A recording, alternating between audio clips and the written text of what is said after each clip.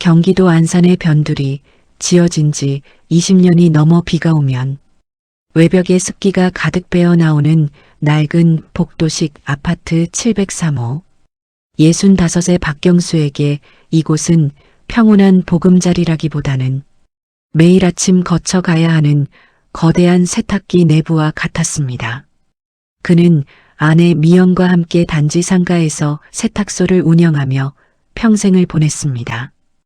뜨거운 스팀 다리미에서 뿜어져 나오는 증기가 그의 주름진 얼굴을 매일같이 적셨고 타인의 옷에 묻은 얼룩을 지우는 것이 그의 유일한 업이자 자부심이었습니다.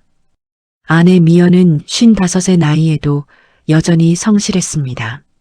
그녀는 세탁소의 회계를 맡고 손님들의 수선을 꼼꼼하게 처리하며 가정을 지켜온 든든한 버팀목이었습니다. 두 사람 사이에는 이제 뜨거운 열정 대신 오래된 면셔츠처럼 익숙하고 헐렁한 편안함만이 남았습니다. 저녁 9시 세탁소 셔터를 내리고 집에 돌아와 텔레비전, 예능 프로그램을 보며 무의미한 대화를 나누는 것이 그들 일상의 전부였습니다. 그러던 어느 늦여름의 초저녁, 옆집 704호에 새로운 이웃이 이사 오면서 경수의 적막했던 세계의 균열이 생기기 시작했습니다. 이삿짐 센터 직원들의 거친 발소리와 가구 부딪히는 소리가 복도를 가득 채웠고 그 소란 속에서 옅은 백합 향기가 경수의 코끝을 스쳤습니다. 704호에 새로 입주한 여자는 47의 윤희영이었습니다. 그녀는 같은 단지 근처에서 작은 꽃집을 운영한다고 했습니다. 하얀 피부와 깊은 눈매를 가진 이영은 이 낡은 아파트와는 어울리지 않는 우아하고 미스터리한 분위기를 풍겼습니다. 경수가 그녀를 처음 제대로 마주한 것은 이사 온 지 사흘째 되는 날 밤이었습니다. 이 아파트는 방음이 형편없기로 유명했습니다. 안방 벽 하나를 사이에 두고 옆집의 대화 소리는 물론 물 쓰는 소리까지 선명하게 들리곤 했죠. 그날 밤 잠을 이루지 못하고 침대에 누워있던 경수의 귓가에 704호에서 들려오는 생경한 소음이 꽂혔습니다. 그것은 억눌린 웃음소리와 무거운 물체가 침대 위에서 구르는 듯한 소리, 그리고 여자의 가느다란 신음이었습니다. 경수는 자신도 모르게 숨을 죽이고 벽에 귀를 기울였습니다. 여보, 그만해. 옆집에 들리겠어. 여긴 방음도 안 되고 창문도 열려 있단 말이야. 무슨 상관이야. 그냥 즐기자고. 벽 너머에서 들려오는 이영의 목소리는 평소의 차분함과는 전혀 달랐습니다. 젖은 수건처럼 눅눅하고 뜨거운 열기가 배어 있었죠. 경수는 심장이 요동치는 것을 느꼈습니다. 17년 차 부부인 그와 미연 사이에서는 이미 사라진 지 오래인 생동감 넘치는 욕망의 소리였습니다. 주말 부부로 지낸다는 이영의 남편이 금요일 밤이면 찾아와 버리는 그 격렬한 애정. 행각은 얇은 벽을 타고 경수의 뇌리에 박혔습니다. 경수는 아내가 옆에서 깊게 잠든 것을 확인하고는 어둠 속에서 자신의 맥박 소리를 들었습니다. 그것은 잠재되어 있던 포식자의 본능이 깨어나는 소리였습니다. 며칠 뒤 경수는 세탁소 일을 잠시 미뤄두고 이영의 꽃집을 찾았습니다. 낡은 작업복을 입은 경수와 꽃향기 가득한 공간에 서 있는 이영의 모습은 극명하게 대비되었습니다. 경수는 수선이 끝난 옷을 배달한다는 핑계로 꽃집 문을 열었습니다. 이영은 화사한 앞치마를 두른 채 장미의 가시를 다듬고 있었습니다. 안녕하세요. 703호입니다. 어제 복도에서 뵙고 인사도 제대로 못 드렸네요. 가게가 참 예쁩니다. 주인분을 닮아서 그런가 봅니다. 허허. 경수의 투박한 칭찬에 이영은 잠시 손을 멈추고 고개를 들어 그를 보았습니다. 그녀의 눈에는 외로움이 가득 차 있었습니다. 주말에만 오는 남편, 신도 씨의 낯선 환경, 그리고 꽃들에 둘러싸여 있지만 정작 자신은 시들어간다는 정서적 결핍. 이영은 경수가 건네는 수수한 관심에 묘한 안도감을 느꼈습니다. 두 사람은 꽃집 구석의 작은 테이블에 앉아 차를 마셨습니다.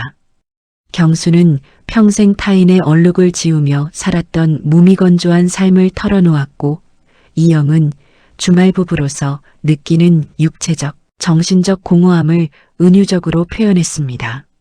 사장님은 듬직하게 보이시고 참 대단하세요. 옷에 뱃 냄새도 얼룩도 다 말끔히 지워버리잖아요. 허허. 그게 제 직업이니까요. 그럼 몸에 뱃 냄새는요? 네. 저요.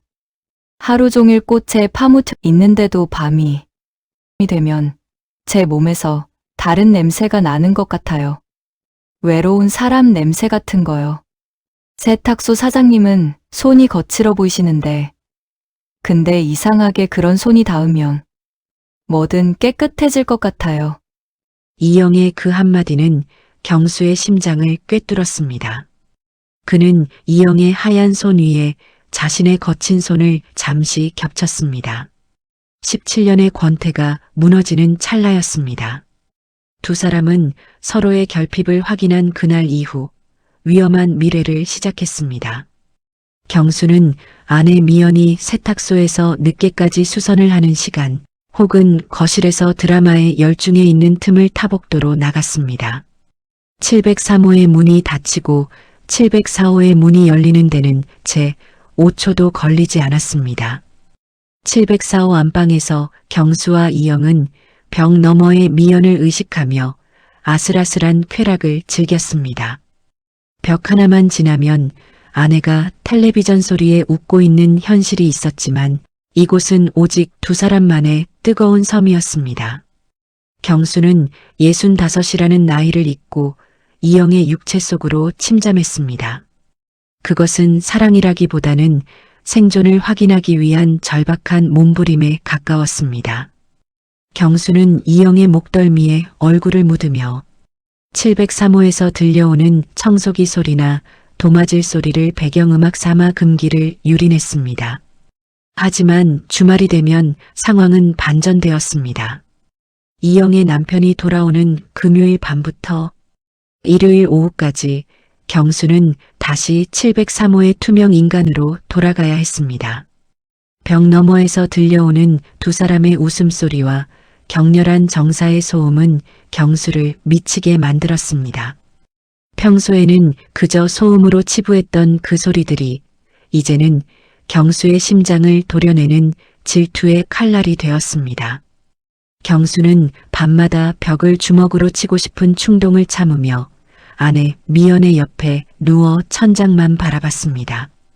어느 토요일 밤 경수는 더 이상 참지 못하고 미연의 몸을 강제로 끌어당겼습니다.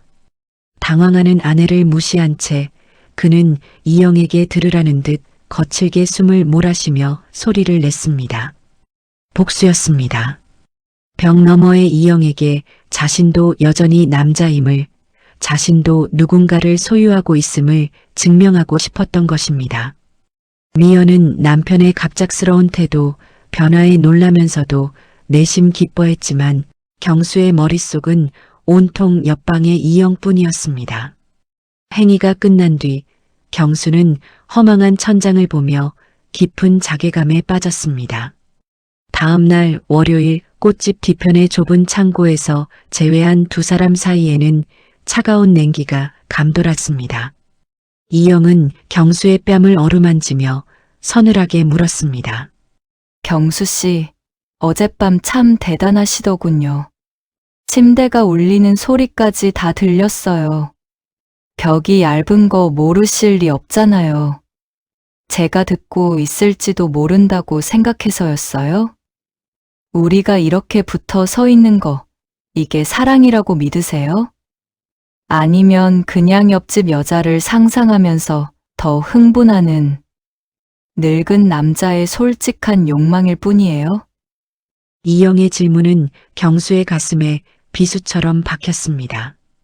경수는 아무 대답도 할 수 없었습니다.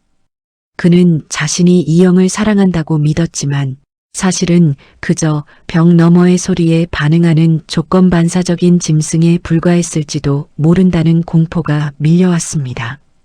두 사람은 파국으로 치닫는 관계의 끝에서 서로를 응시했습니다. 이영 역시 경수를 통해 얻었던 위로가 사실은 자신의 남편에 대한 배신감을 정당화하기 위한 수단이었음을 깨닫고 있었습니다. 시간이 흐르면서 아내 미연도 무언가 이상함을 감지하기 시작했습니다.